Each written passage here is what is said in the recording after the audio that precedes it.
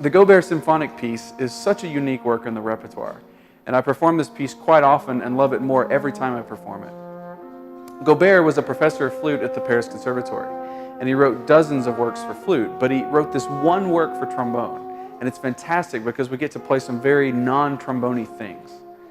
One of the challenges is the opening chorale theme that gets brought back at the end of the piece. It requires an immense amount of control and patience. Your soft playing has to be in good shape, and it also requires a lot of thought and intentionality in planning your breathing and your phrasing.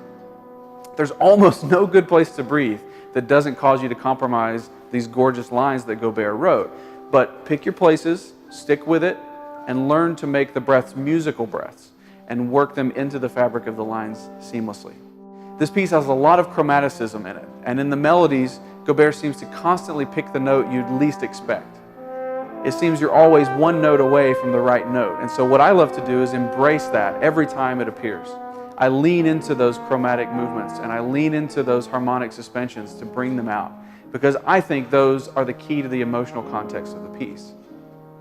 Another piece of advice I have is to take your time in the fast sextuplet passages.